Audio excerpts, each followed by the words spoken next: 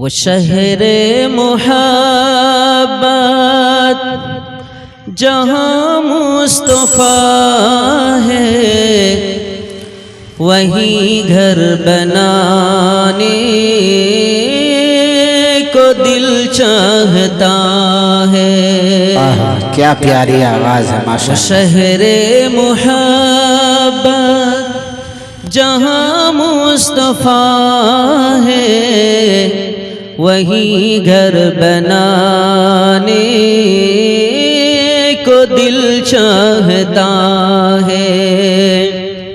वो सोने से कंकर, वो चांदी सी मिट्टी नजर में मिलाने को दिल चाहता है। वो सोने से कंकर, वो चांदी सी मिट्टी नजर में बसाने को दिल चाहता है। मुअज़्ज़ज़ उलमाए किराम, बुजुर्गान मोहतरम, पर्दा नशी माँ और बहनें, रात का एक बड़ा हिस्सा हम लोगों के सामने है और अब रात का ये हिस्सा तकाजा करता है सो जाने का। फिर भी आप हजरात की बड़ी मोहब्बत है कि आप हजरात कुरान, हदीस, सुन्नत व शरीयत की बातें सुनने के लिए इतनी रात में तशरीफ फरमा है। हकीकत यही है, हमारे इलाके में दीनी बेदारी और हलचल के लिए इस जलसे के अलावा और कोई दूसरी शक्ल नजर आ नहीं रही है। और ये एक देहात का इलाका और एरिया जिसमें दिन भर मशगूलियत और मसरूफियत के बावजूद रात को देर देर तक जलसा सुनने का रिवाज है। अभी हम लोग मदरसे के मेहमान खाने में बैठे थे।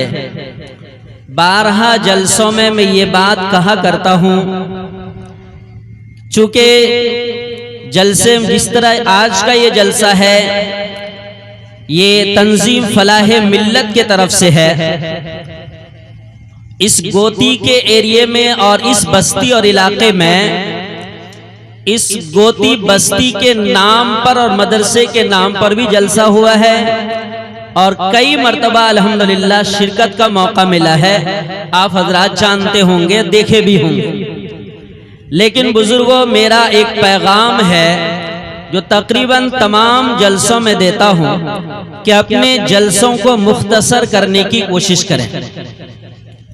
यही वजह है, अभी मैं इश्तिहार और पेपर देख रहा था तो उसके 2 अनावीन हैं, उन्वान 2 है, एजेंडे 2 हैं। एक उन्वान है तंजीम फलाह मिल्लत का इंट्रोडक्शन, तारुफ, और दूसरा है इस्लाह मुआशरा। तो फलाह तंजीम फलाह मिल्लत का तारुफ तो हजरत सदर साहब मुफ्ती हसन आजाद साहब ने बयान किया। मुमकिन है उनसे पहले भी किसी ने बयान किया होगा और आप हजरात जानते हैं बैनर, बोर्ड और जलसे के ऐलानात वगैरह के जरिए से कि उस तंजीम के बैनर तले ये जलसा कायम हुआ है। उसमें एक उन्वान है इस्लाह मुआशरा। बुजुर्गों देखिए, दूर दराज से कई बस्तियों से, गांव से लोग जलसा सुनने आते हैं। जब जलसा करने के लिए मीटिंग करें, मशवरा करें, तो कोशिश ये करें कि 12 बजे से पहले जलसा खत्म हो जाए। उलमा और मुकर्रीन की सेटिंग इस तरह करें कि 12 बजे दुआ होकर खत्म हो जाए, सब कोई अपने घरों में चले जाएं। और सबसे बड़ी अहम बात यह है कि जितने लोग जलसे में मौजूद थे सब कोई फजर की नमाज जमात के साथ पढ़े, वरना जलसा करने, जलसा सुनने, जलसे में बोलने का कोई मकसद और मतलब नहीं रह जाएगा। इसलिए कि कल सुबह फिर दिन भर लोगों को अपने काम पे जाना है। तो उम्मीद है कि मेरे इस पैगाम को याद रखेंगे। मीडिया वाले यहां पर तशरीफ फरमा हैं, मेरा इतना हिस्सा बयान कटिंग करके अलग से इसका उन्वान बनाकर शेयर कीजिए महबूब साहब। ये करते ही हैं, ये मेरे दोस्त हैं, मेरे बयानों का काट छाट करके एकदम 50,000 लोगों तक पहुंचा देते हैं। अल्लाह सबको जज़ाए खैर दे। मीडिया का सही इस्तेमाल वक्त की अहम जरूरत भी है। ये मेरा पैगाम था। आज का ये जलसा उलमा और हुफ़ाज़ जो गोती में मौजूद है उनके तरफ से है। चंद दिन पहले दावतनामा लेकर हमारे पास तशरीफ लाए थे चंद उलमाए किराम, जिसमें सेक्रेटरी साहब भी थे जो मेरे राइट हैंड में बैठे हैं। उन्होंने तारुफ कराया, तो इस तंजीम का तारुफ जो उन्होंने कराया और फिर इस तंजीम के बैनर तले इन्होंने जो काम किए हैं वो काम का भी इन्होंने तारुफ कराया है। तो मुझसे ये हुक्म हुआ है कि तंजीम के ताल्लुक से भी आप थोड़ी देर बात कर लें। बुजुर्गों और दोस्तों, हम थोड़ी देर इस मजलिस में रहेंगे इंशाअल्लाह, उसके बाद फिर ये मजलिस बर्खास्त हो जाएगी। मैं चंद काम की बातें आप हजरात से करता हूं, गौर से सुनिएगा और अपने जहन और दिमाग की मेमोरी में इसको सेट और फिट करके घर पे लेके जाइएगा। जाएंगे इंशाअल्लाह। मेरे बुजुर्गों, आज तक हम लोग मदरसे के बैनर तले जलसा देखे हैं, आज तक हम लोग तामीर मस्जिद के नाम पर जलसा देखे हैं, और आज तक हम लोग नौजवानान कमेटी के नाम पर जलसा देखे हैं। पहला ये जलसा देखने को मिला है जो किसी तंजीम के बैनर तले ये जलसा हो रहा है। पंखा का साइड थोड़ा एक तरफ मेरे तंजीम के बैनर तले ये जलसा पहली मर्तबा हम देख रहे हैं, और आप लोगों को बुलाने का मकसद भी यही है कि इस तंजीम का तारुफ कराया जाए और इस तंजीम के बैनर तले जो काम हो रहे हैं ये काम का तारुफ कराया जाए, और इस तंजीम को कैसे मजबूत किया जाए उसके लिए हम लोग फिक्र और कोशिश करें, इसके क्या जराए हो सकते हैं। मैं जब अपने यहां से आया और गाड़ी इधर से गुजर रही थी, कि माइक का प्रॉब्लम तो नहीं, गाड़ी इधर से गुजर रही थी तो मुफ्ती हसन आजाद साहब का बयान चल रहा था। तो चलते चलते मैं वो हदीस सुन रहा था, वो हदीस कुदसी, जिसमें अल्लाह तबारक व तआला फरमाता है कि क़यामत के दिन रब्बे परवरदिगार एक बंदा को बुलाएगा और बुलाकर यूं फरमाएगा, मैं भूखा था, तुमने मुझे खाना क्यों नहीं खिलाया? मैं बीमार था, तुम मुझे देखने क्यों नहीं आए? मुझे कपड़े की जरूरत थी, तुमने मुझे कपड़ा क्यों नहीं पहनाया? मुफ्ती साहब इस उन्वान पर बात कर रहे थे, मगर ये पूरी रिवायत में एक तरफ से पढ़कर आया हूं ताजा तरीन, बड़ा दिलदोज अंदाज अल्लाह तबारक व तआला ने नबी के जबान से बयान करवाया है। इसको हदीस कुदसी कहते हैं, जो आम दिगर अहादीस के मुकाबले में हदीस कुदसी का मकाम बहुत ऊंचा होता है। हशर के मैदान में रब्बे बारी ताला एक बंदा को अपनी अदालत में बुलाएगा, बुलाकर फरमाएगा, ओ मेरा बंदा इधर आ जाओ, मैं रुए जमीन में भूखा था, तूने मुझे खाना क्यों नहीं खिलाया? ये बंदा सहम जाएगा, डर जाएगा, यूं कहेगा, ए मेरे परवरदिगार, आप तो रब्बुल आलमीन है, खाने पीने से पाक है, भूख आपको नहीं लगती, प्यास से आप पाक हैं, इन तमाम चीजों से आप बेनियाज हैं, ए मेरे परवरदिगार, आपको मैं कैसे खाना खिलाता? रब्बे बारी ताला यूं फरमाएगा, तुम्हारे गांव में, तुम्हारी बस्ती में, तुम्हारे मोहल्ले में, तुम्हारे इलाके में, तुम्हारे खानदान में, तुम्हारे रिश्तेदार में, तुम्हारे अज़्ज़ा अक़रबा में, तुम्हारे रिश्तेदारों में कोई गरीब था, लाचार था, मजबूर था, भूखा था, उनको खाने की जरूरत थी, उन्हें राशन की जरूरत थी, उन्हें पैसे की जरूरत थी। तुम्हें मालूम होने के बावजूद तुमने उसे खाना क्यों नहीं पहुंचाया? ऐ मेरा प्यारा बंदा, अगर उस बंदे को तलाश करके अगर तू उसे खाना पहुंचाता, मैं रब्बुल आलमीन को तू वहां पर मौजूद पाता। दूसरा सवाल होगा, ओ मेरा प्यारा बंदा, मैं बीमार था, तुम मुझे इयादत करने क्यों नहीं आए, तीमारदारी करने क्यों नहीं आए, मुझे देखने क्यों नहीं आए, पूछने क्यों नहीं आए? फिर वो बंदा कहेगा, रब्बे परवरदिगार, आप तो रब्बुल आलमीन है, बीमारी से पाक है, नींद से पाक है, ऊंघ से पाक है। आयतुल कुर्सी में रब्बे परवरदिगार ने साफ साफ फरमाया, ला ताखुज़ुहु सिनतुन वला नौम। रब्बे परवरदिगार को तो नींद दूर की बात, रब्बे परवरदिगार को ऊंघ भी नहीं आती।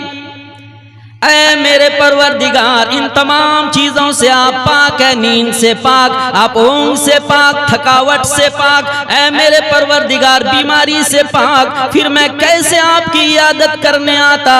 रब्बे परवरदिगार यूं फरमाएगा, फुला आदमी फुला बस्ती में बीमार था, फुला मोहल्ले में बीमार था, फुला गांव में बीमार था, इलाके में फुला आदमी बीमार था, तुम्हारे करीब में पड़ोसी तुम्हारा बीमार था, खानदान या रिश्तेदार बीमार था, मगर जानने के बावजूद तुम वहां देखने नहीं गए, इयादत करने नहीं गए, तीमारदारी करने नहीं गए, पूछने नहीं गए।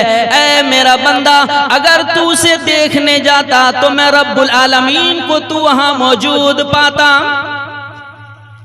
तीसरा सवाल रब्बे परवरदिगार यूं करेगा, ऐ मेरा प्यारा बंदा, मेरे पास कपड़ा नहीं था, तूने मुझे कपड़ा क्यों नहीं पहनाएगा?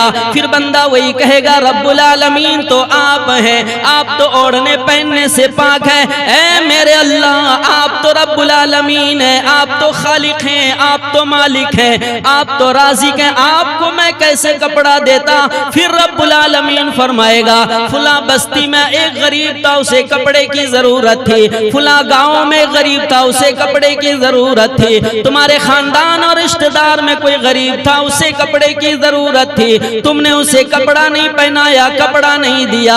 ऐ मेरा प्यारा बंदा, अगर तूने वहां पे कपड़ा दे देता तो मैं रब्बुल आलमीन को तू वहां पर मौजूद पाता। इस हदीस को कहते हैं हदीस कुदसी। हदीस कुदसी का कहते हैं हाई लेवल की हदीस, इससे ज्यादा और ऊपर की कोई लेवल वाली हदीस नहीं होती है। रब खुद फरमाते हैं, बुजुर्गों, एक तरफ ये हदीस आप याद रखिए, मेरी आदत शरीफा ये है, मैं बात को इतना आसान अंदाज में बयान करने और पेश करने की कोशिश करता हूं कि हमारे इलाके के माँ बहनें और देहात के रहने वाले लोग आसानी से समझ लें। एक तरफ तो आप इस हदीस के मजमून को रखिए, रब फरमाता है मैं भूखा था, खाना क्यों नहीं खिलाया? रब फरमाता है मैं बीमार था, तुम देखने क्यों नहीं आया? रब फरमाता है मुझे कपड़े की जरूरत थी, तूने कपड़ा क्यों नहीं पहनाया? तो बंदे ने जवाब क्या दिया? रब, आप तो रब्बुल आलमीन हैं, न तो आपको खाने की जरूरत है, न तो आपको पहनने की जरूरत है, ना ही आप बीमार होंगे कि मैं आपके इयादत करने के लिए आता। तो रब ने हवाला किया दिया, तुम्हारे गोदी में कोई बीमार था क्या? तुम्हारे गोदी में कोई गरीब राशन का मुस्तहिक था क्या? तुम्हारे गोदी में कोई कपड़े का मुस्तहिक था क्या? तुमने उसको खाना, तुमने उसको कपड़ा क्यों नहीं दिया? तुम उसकी इयादत के लिए उसके घर पर क्यों नहीं पहुंचे? वहां नहीं पहुंचना गोया कि तुम मुझको महरूम रखना हुआ, मैं रब्बुल आलमीन को तुमने महरूम रखा है। अब और आसान अंदाज करके समझिए, अगर किसी ने किसी गरीब को खाना खिला दिया तो गोया अल्लाह को खिलाया है। अगर किसी ने किसी गरीब को कपड़ा पहना दिया है तो अल्लाह को दिया है। अगर किसी ने किसी गरीब की या बीमार की, चाहे अमीर हो या गरीब हो, वो बीमार था उसकी इयादत के लिए गया तो गोया कि वो अल्लाह के पास गया। हदीस पाक में मदनी करीम सल्लल्लाहु ताला अलैहि वसल्लम ये बात इरशाद फरमाते हैं, अगर गांव में कोई आदमी बीमार है और कोई आदमी उसकी तीमारदारी करने गया, इयादत करने गया, उस बीमार को देखने के लिए गया, तो जब से ये घर से निकला है या घर से निकलने से उस बीमार के जाने तक और बीमार के पास से वापस घर लौटने तक फरिश्ते उसकी हिफाजत में लगे रहते हैं। बुजुर्गों बातें समझ रहे हैं? फरिश्ते उसकी हिफाजत में लगे रहते हैं। अंदाजा लगाइए, एक छोटा सा अमल जो हम और आपकी निगाह में इतना कदर वाला नहीं है, लेकिन रब्बे परवरदिगार अपने फरिश्तों को लगा देता है कि जाओ इनके पीछे लगे रहो, कहीं हादसा ना हो जाए, कहीं ठोकर ना लग जाए, कोई मुजी जानवर इसको काट न ले, कोई कीड़ा काट न ले, कहीं एक्सीडेंट ना हो जाए, कोई पीछे से गाड़ी ना ठोक दे। ऐ मेरे फरिश्तों हिफाजत करना, इसलिए कि ये किसी मरीज की इयादत के लिए निकला है, इसलिए कि ये किसी भूखे को खाना देने के लिए निकला है, इसलिए कि ये किसी कपड़ा पहनने वाले को, जरूरतमंद को कपड़ा देने के लिए निकला है। एक तरफ तो ये वाकया याद रखिए और एक तरफ आज के जलसे का मकसद और जलसे का क़याम जिस बैनर तले हुआ है, तंजीम फलाहे मिल्लत, इसको ध्यान में रखिए। हजरत मुफ्ती हसन आजाद साहब सदर साहब हैं इस तंजीम के। कमाल ये है कि ये हमारे बचपन के दोस्त हैं, विपरीत मदरसे में साथ में पढ़ते थे।